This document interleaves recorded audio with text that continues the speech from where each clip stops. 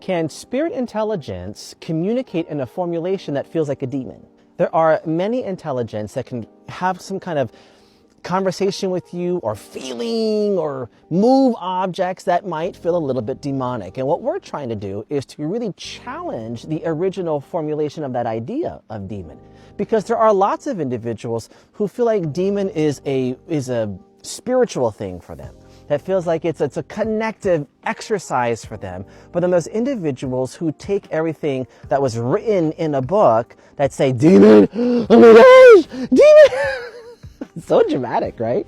So demon means scary and all these awful things are going to happen because I read about it in a book. So we've got to really identify how do you identify as demon? And if you choose to take an academic approach, like I choose to do, we take a look at evidence. Evidence. And when you take a look at evidence, differentiate the differences between an experience versus what is actual evidence, because your experience is going to be manipulated by the projections in your mind versus actual evidence with open discernment.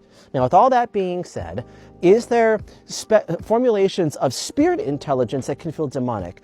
I would not say it that way, but in the highest form of spirit connections and communication, spirit is compassionate and apologetic and kind, no matter how nasty that person was in this life expression.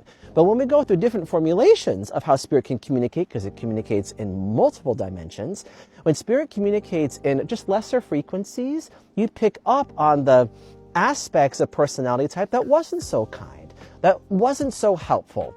And you get an idea, oh, but that feels just like my dad. And my dad would always say those things, and he was such an asshole, and I'm feeling that kind of energy here. Okay, well, we get the lesser form of that intelligent communication, so we identify who we're talking to. And then it's the job of the practitioner to transmute and to only speak to highest intelligence, which most mediums, sorry, let me rephrase that. Many mediums do not know how to do. They don't know how to do that. So they say, really evil spirit here, really evil demon here, because they don't know how to move beyond that. Now, sometimes when it goes down to such a lesser form of communication where that intelligence just comes in very, very small and feels like it can be very, very scary, I totally get why that might feel demonic to someone. And that is very, very real. But the job is to move beyond that. So that way, through the growth process, and how do you do that? Development, actual spending time in development to get to the place where your communications are always spot on.